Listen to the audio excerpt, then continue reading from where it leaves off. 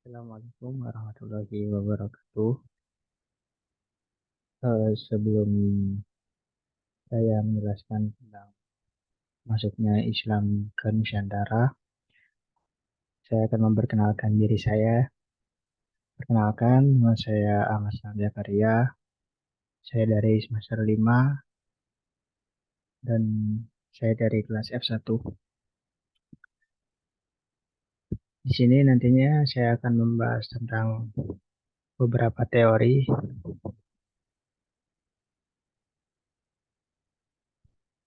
Yakni ada teori Gujarat, lalu yang kedua ada teori Persia, lalu yang ketiga ada teori Cina, dan yang keempat ada peran Wali Songo.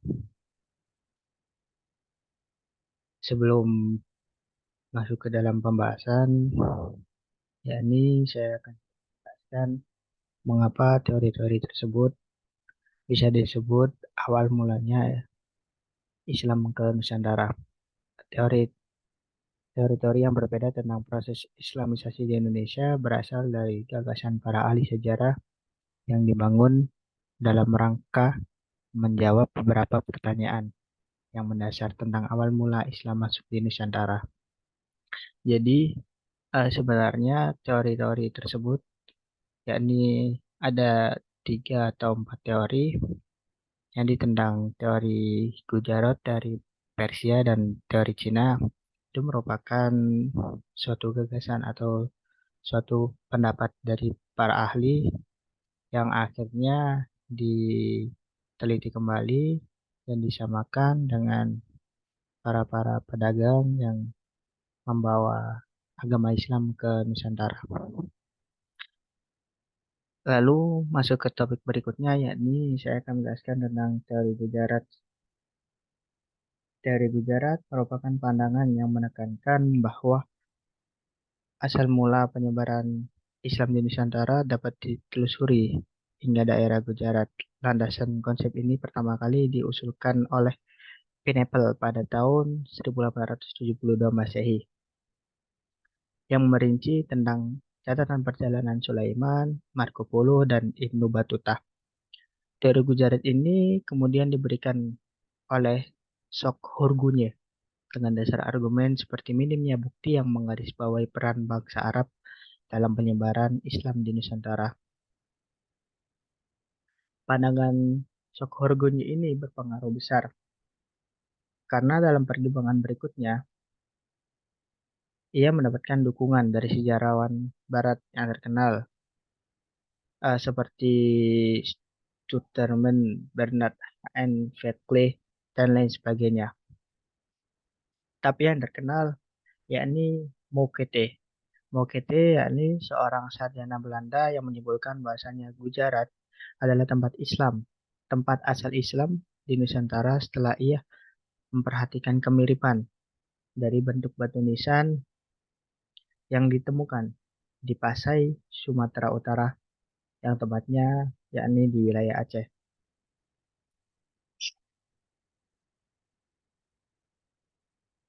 Dengan batu nisan yang telah ia temukan itu, ia samakan dengan batu nisan yang terdapat di Cambai, Gujarat. Lalu ia menemukan kesamaan bentuk batu nisan dan ia berpendapat bahwasanya batu nisan dari Gujarat tidak hanya diperdagangkan secara lokal, tetapi juga diimpor ke wilayah lain termasuk wilayah Nusantara. Dan adapun bukti lain yakni seperti halnya batu nisan Syekh Maulana Malik Ibrahim yang terdapat di wilayah Gresik, Jawa Timur. Masuk yang kedua yakni ada teori Persia.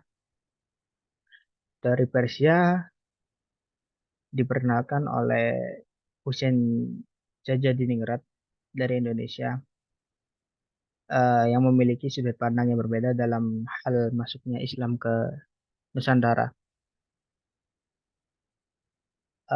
Ahli tersebut mengklaim bahasanya Islam tiba di Indonesia pada abad ke-7 Masehi melalui Persia.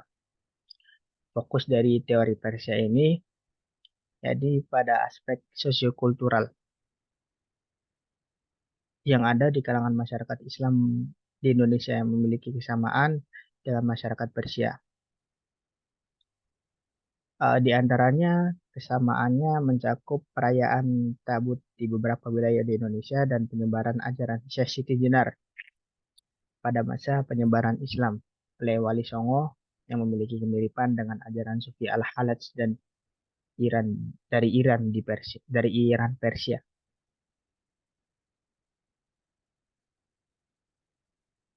Teori Persia ini berlandaskan pada maraknya paham Syiah pada awal masuknya Islam ke Indonesia. Kesamaan tradisi yang berkembang di masyarakat turut menjadi dasar dari teori Persia ini.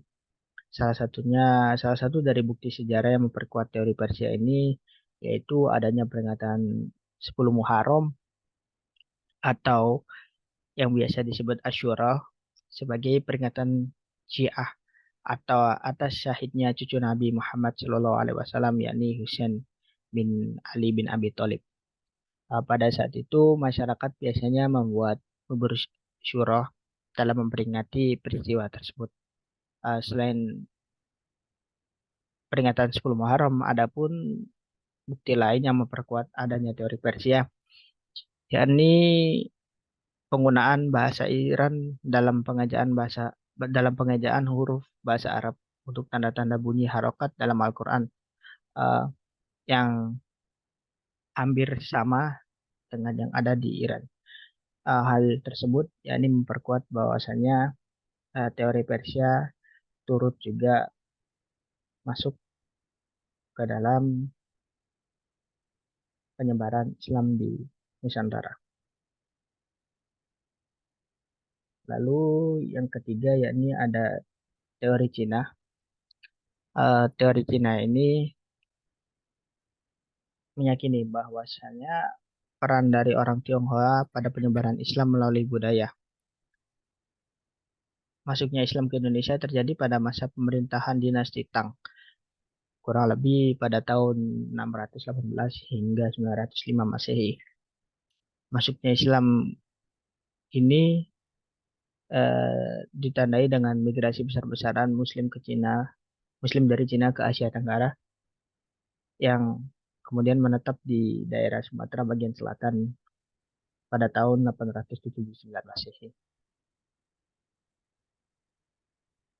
Eh, Teori Cina ini diperkuat, yakni dengan adanya beberapa sebutan bagi para wali songo, yakni seperti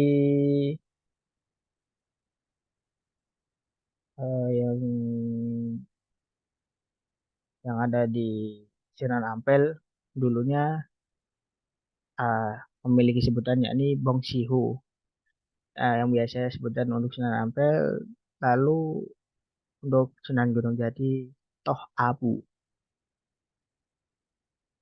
Namun penjelasan bahasanya Sunan Ampel dan Sunan Gunung Jati memiliki panggilan dari bahasa Cina itu mendapatkan kritikan dari berbagai ahli karena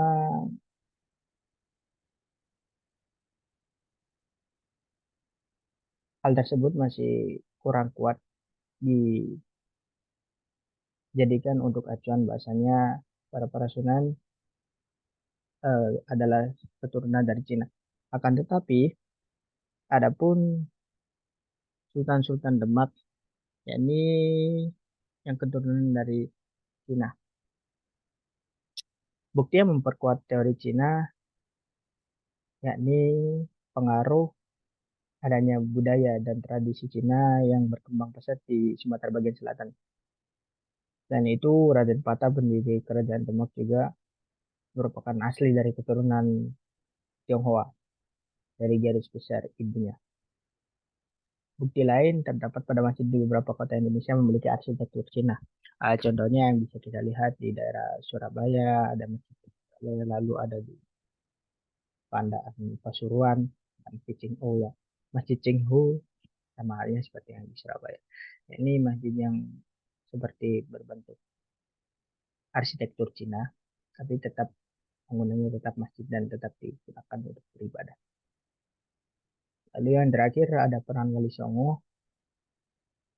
Ya di Wali Songo biasanya sebutan bagi 9 orang wali yang berperan menyebarkan agama Islam di Pulau Jawa seperti Jawa Barat, Jawa Timur, Jawa Tengah, dan masyarakat pada umumnya sering menyebutnya Wali Songo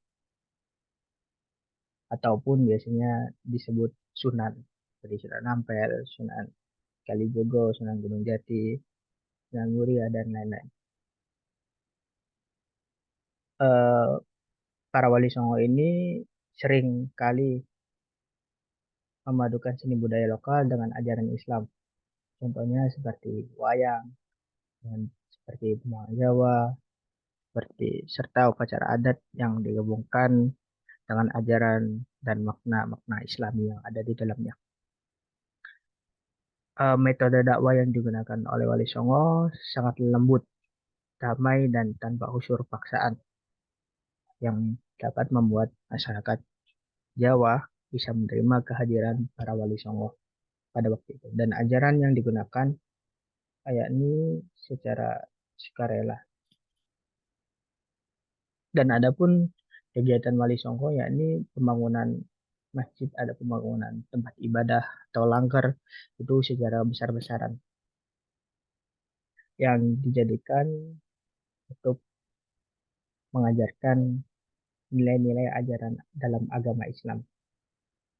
Eh, Lalu tempat-tempat tersebutlah yang menjadi pusat penyebaran agama Islam pada era Wali Songo.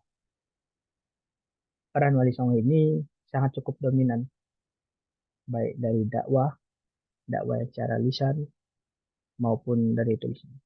Para Wali Songo berkeliling dari satu daerah ke daerah lain, dari kota hingga desa, dari desa hingga kota, untuk menyebarluaskan ajaran agama Islam. Dan tidak sedikit juga dari yang saya ketahui bahasanya adapun keluarga dari Wali Songo ataupun dari Sunan yang sering menikahi dari kerajaan kayak kerajaan Majapahit, Brawijaya untuk mengajaknya untuk memeluk ke dalam Islam. Dan juga Wali Songo juga sering mencampurkan, mengakulturasi budaya dari agama yang sebelumnya ke dalam ajaran agama Islam. Seperti halnya bisa kita lihat dalam acara tahlil hingga ke 7 hari, pada dasarnya sebelumnya itu adalah kebiasaan dari orang-orang terdahulu yang ketika ada orang meninggal lalu berjagongan apa ya bahasanya, ya berkumpul-kumpul sambil main judi ataupun main kartu, yang akhirnya para wali songo mengubahnya dengan membaca kalimat tahlil. Lalu seiring berjalannya waktu itu menjadi suatu kebiasaan, dan itulah hebatnya wali songo. Nah, mungkin itu saja yang bisa saya jelaskan, kurang lebihnya mohon maaf. Assalamualaikum warahmatullahi wabarakatuh.